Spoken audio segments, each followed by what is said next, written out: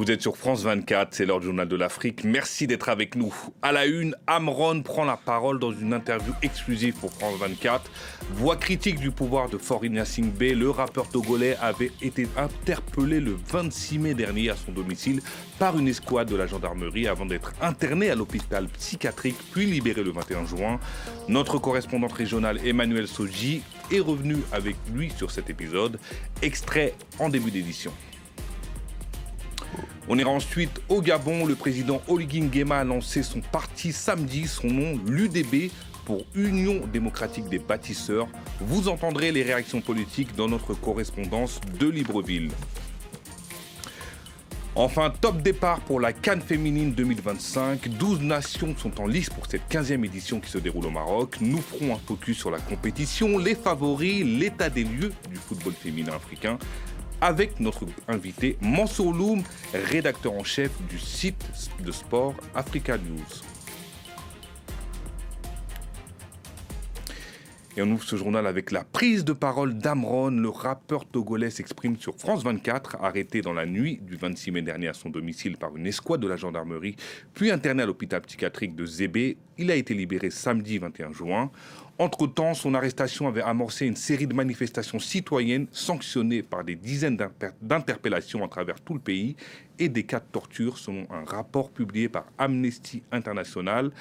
7 morts sont à déplorer selon la société civile, tandis que les autorités togolaises ont fait état de 2 morts par noyade. Notre correspondante régionale Emmanuel Soji a pu l'interviewer à distance. On regarde un extrait.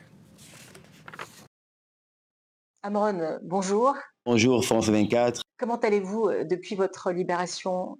Je pourrais dire que je vais de mieux en mieux dans le meilleur des mondes. Est-ce que vous avez été surpris par l'ampleur de la mobilisation citoyenne? Est-ce que vous vous attendiez à une telle mobilisation? Pour être très honnête, je m'étais lancé dans cette opération en mode kamikaze. Je savais peut-être que le fait d'avoir été la voix des sans-voix, parce que ce que je disais n'était pas quelque chose qui était nouveau dans notre pays. Beaucoup de personnes le pensaient, mais les gens n'avaient pas le courage de le faire. Donc moi, j'ai voulu m'offrir en sacrifice pour créer un électrochoc, un déclic, pour libérer la parole. Mais dire que je m'attendais à l'ampleur que cela a pris, ce serait vraiment mentir. Mais je suis très honoré et très content que les gens aient pu prendre sur eux de faire comme moi, si ce n'est plus. Parce qu'il est vraiment important que les choses bougent dans notre pays. À la fois, c'était une expérience douloureuse, mais c'était une phase de grand enseignement. Parce que j'ai été admis dans cet hôpital contre ma volonté. Et les 2 premiers jours, je recevais des injections, des sérums, on me faisait prendre des comprimés. Et j'avais perdu un peu le sens de la réalité. Dès le 3e jour, j'ai vu qu'ils ont stoppé les injections, ils ont stoppé les sérums, ils ont modifié les comprimés que je prenais. Et à partir de ce moment, les traitements ont commencé à être un peu plus soft. Oui, je peux dire que j'étais libre en partie, mais en même temps, non. On m'a dit que ma fille, après mon interpellation, avait eu à faire une vidéo où elle a aussi agressé ou insulté le chef de l'État et qu'elle risquait d'être gardée dans une brigade pour mineurs. Donc là, j'ai proposé que non, pour essayer de désamorcer les choses. Je suis prêt à faire une vidéo pour présenter mes excuses au président du Conseil pour les insultes, pas pour les dénonciations que j'ai à faire. J'ai demandé à faire la vidéo, mais auparavant, j'ai demandé que je puisse être libéré, que je puisse rentrer chez moi, essayer de faire des démarches pour apaiser les choses, pour ne pas qu'il y ait des violences, comme on me disait que j'étais responsable de ce qui pourrait arriver. Aujourd'hui, plus que jamais, après mon interpellation, après les événements du 6 juin, après les événements du 26, 27, 28 juin, et après tout ce qui a eu à se faire en ce qui concerne les violations des droits humains, je ne peux et je ne saurais garder le silence. Bien entendu, nous pouvons faire tout pour que nos revendications restent dans une logique pacifique. Nous voulons tous travailler pour l'apaisement. C'est bien possible encore aujourd'hui, mais il faut que tout le monde se ressaisisse.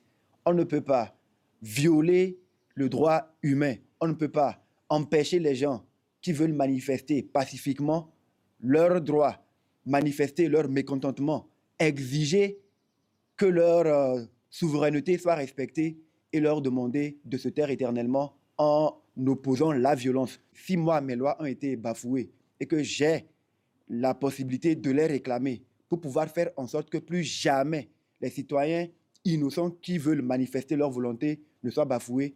S'il faut enclencher des procédures judiciaires, je vais le faire pour que ceux qui ont été par ma suite torturés puissent aussi avoir gain de cause. Je tiens à le préciser et à le dire clairement. Ce n'est pas le président du Conseil qui a donné l'ordre que je sois interpellé.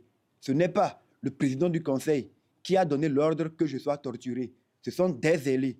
On ne peut pas être dépositaire du pouvoir public, être censé être un rempart pour les faibles et se servir de son pouvoir pour brimer les faibles en disant « on va le faire et rien ne se passera ».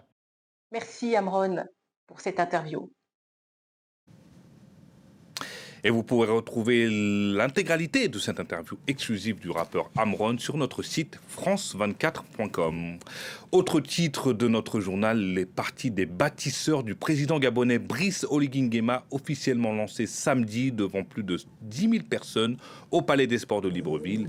La création de ce parti intervient dans un contexte politique tendu, marqué par une loi controversée sur le financement des partis et le débat autour des candidats indépendants. On fait le point sur place avec notre correspondant Ismaël Obiangze. L'Union démocratique des bâtisseurs démarre ses activités dans un paysage politique remodelé par la nouvelle loi adoptée la semaine dernière. Désormais, tout parti doit justifier des 10 000 adhérents, d'un compte bancaire et d'un siège social pour exister.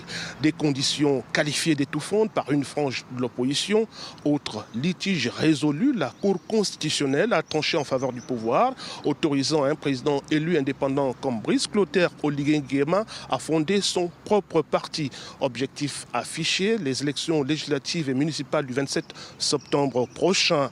Mais cette stratégie suscite des réactions contrastées au sein de la classe politique. La démocratie gabonaise ne peut pas se renforcer quand on voit arriver un parti politique qui a toutes les allures d'un parti unique déguisé. Et les postes de vice-président sont occupés par des membres du gouvernement. Moi, ça me rappelle 1968, quand le PDG a été créé. Là, nous y sommes quasiment. C'est une démocratie de façade à laquelle nous sommes en train d'assister. Du côté de l'UDB, on balaie ces accusations. Vous avez lu les conclusions de la Cour constitutionnelle qui a simplement rappelé qu'il y avait eu une mauvaise interprétation. Il s'agissait pour un candidat indépendant, en l'occurrence le président de la République, de ne pas adhérer à un parti existant. Il ne lui est nullement interdit de créer un parti. Ce que nous attendions, c'était un renouveau politique. Un renouveau qui se jouera dans les urnes fin septembre, mais dans l'immédiat, l'UDB devra composer avec une opposition qui dénonce déjà un déséquilibre du jeu démocratique. À Libreville, le débat sur la légitimité de ce nouveau parti promet d'animer la campagne. Allez, on ouvre notre page consacrée à la 15e édition de la CAN féminine qui s'est ouverte samedi au Maroc. 12 nations espèrent remporter le trophée. Comme toutes les éditions, il y aura des surprises, des déceptions, mais au-delà du sportif, ce soir, nous allons également faire un pas de côté pour faire un état des lieux du football féminin en Afrique avec notre invité du soir, un habitué de la maison, Mansour Loum. Bonsoir. Bonsoir Kaïdou. Merci d'être avec nous. Je rappelle que vous êtes rédacteur en chef de Sport News Africa, qui était un site, qui est maintenant un média, qui a grandi. Donc c'est toujours un plaisir de vous recevoir. Partagé. À France 24. On va rentrer dans le vif du sujet niveau sportif. Donc quelles sont les nations favorites parmi les 12 nations qualifiées ? Après, il n'y aura pas forcément d'originalité, hein, mais le tenant du titre, l'Afrique du Sud, qui sera encore attendu. Il y aura aussi le Nigeria, revanchard. Un Nigeria qui détient 11 CAN féminines quand même. C'est un record dans la compétition. Le Nigeria qui avait été demi-finaliste lors de la dernière édition, donc il sera aussi revanchard. La Zambie, qui arrive avec pas mal d'atouts offensifs. Et puis forcément, le Maroc à domicile, qui était finaliste il y a 2 ans et qui voudra peut-être cette fois-ci remporter enfin le trophée. Et je rappelle que, comme vous le dites, le Nigeria, c'est une suprématie. Ils ont remporté les 11 des 14 dernières CAN au niveau continental. Donc, on est obligé de les mettre parmi les favoris. C'est ça. Et j'imagine que dans vos 3 joueuses à suivre, il y a une Nigériane peut-être. Oui, forcément, une Nigériane n'est pas n'importe laquelle. C'est la capitaine des Super Falcons, hein, comme on les appelle. C'est Rachidat Ajibade, milieu de terrain attaquante. Parce qu'au Nigeria, on parle souvent de César Ochoala qui a remporté 6 titres de jeux féminines de l'année. Mais Rachidat Ajibade, c'est un petit peu celle qui est en train de prendre le dessus. Elle joue à l'Atlético.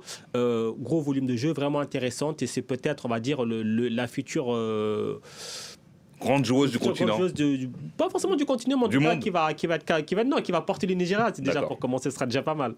Et d'autres joueuses à suivre peut-être? Après, côté Zambien, il y en a une forcément qui sera revancharde, c'est la capitaine aussi, Barbara Banda, parce qu'il y a 2 ans, elle n'avait pas pu faire la CAN pour des histoires de taux de testostérone. Mais c'est vraiment une joueuse qui est très intéressante, qui est très très forte, qui a déjà marqué le premier but de cette CAN au bout de 58 secondes, c'est elle qui l'a marqué. C'est vraiment la leader de la Zambie et elle sera attendue. Et je pense que maintenant que la Zambie est là sur cette édition, la Zambie peut prétendre aller très loin. Et je le disais dans ma présentation, c'est la 15e édition. Il y a 12 équipes sur la ligne de départ. On en est où dans le développement de la Coupe d'Afrique des Nations en 2025 par rapport à ce qui se faisait il y a 10 ans ou 15 ans sur le nombre d'équipes, le niveau des joueuses, les infrastructures? Alors, j'ai envie de vous dire, si on remonte il y a 10 ans, on a fait un pas des géants. Mais après, on a la sensation, mine de rien, que quand on compare au reste du football mondial et du reste du football féminin mondial, ça ne va pas assez vite. Mais pourtant, il y a des avancées. On est passé déjà là à une CAN à 12 qui est beaucoup mieux organisée. On voit là une CAN qui va se jouer dans 6 stades différents. C'est pas rien. Avant, c'était des plus petits stades, beaucoup plus réduits. Il y avait moins de moyens. Il y a vraiment beaucoup d'avancées quand même qui ont été faites pour mettre en avant cette compétition et le football féminin. Après, c'est vrai qu'il y a encore beaucoup de choses qui sont améliorées. Mais il faut aussi des fois... Après, c'est l'histoire du verre à moitié plein ou à moitié vide. Il y a quand même des signaux positifs qui montrent qu'au niveau de la CAF, il y a beaucoup de choses qui sont faites pour mettre en avant le football féminin et pas que chez les seniors aussi, même chez les juniors. Donc il faut être optimiste et positif parce qu'on est sur une bonne tendance de progression comparé à ce qu'il y avait il y a 10 ans. Franchement, on part de très très loin. Il faut le dire. Donc il y a des avancées. C'est pas encore la panacée, mais ça avance. Et au niveau du niveau de jeu du football féminin, là je ne parle pas de l'Afrique, on va parler de l'Afrique, mais en général on dit que le football féminin est très lent.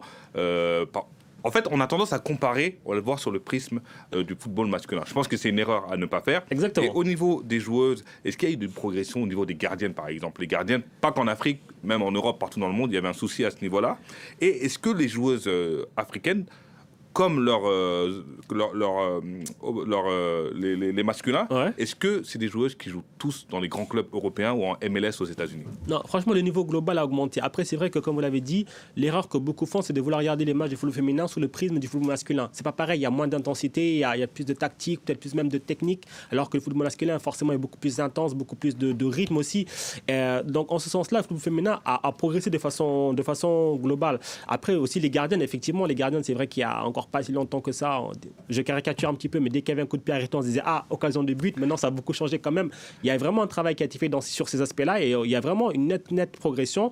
Et d'ailleurs, ce qui est intéressant, c'est que parmi les meilleurs gardiens du monde, il y a des Africains, notamment la gardienne du Nigeria, qui récemment était encore au Paris FC. C'est une des meilleures gardiennes du monde. Elle avait d'ailleurs été dans l'équipe type de la saison de Ligue 1, de D1 féminine en France, qui maintenant va rejoindre les États-Unis. Et là aussi, ça montre que c'est des joueuses africaines. Elles sont aussi sollicitées dans le monde entier. Le record d'un transfert pour une joueuse féminine, c'est une africaine qui l'a, c'est la Zambienne Rachel, je vais écorcher son nom, je suis désolé, mais Kunanji ou Kananji, quelque chose comme ça, qui était au Real Madrid, qui est parti à BFC aux États-Unis. Donc ça montre que aussi l'Afrique a des talents et qu'il y aura des joueuses qui vont être très importantes, qui vont compter dans le football féminin mondial.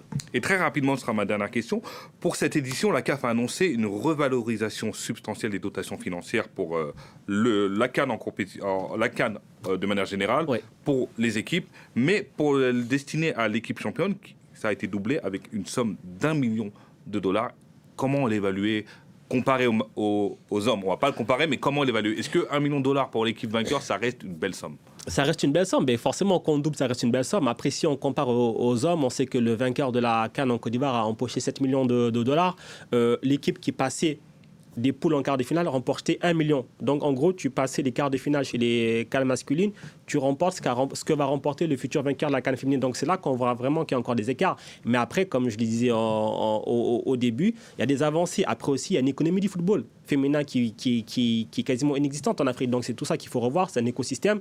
Et à partir du moment où on aura cet écosystème qui sera beaucoup plus sain, qui permettra d'être beaucoup plus pérenne pour les clubs et sélections, forcément, je pense que les revenus et tout ce qui est prize money va augmenter.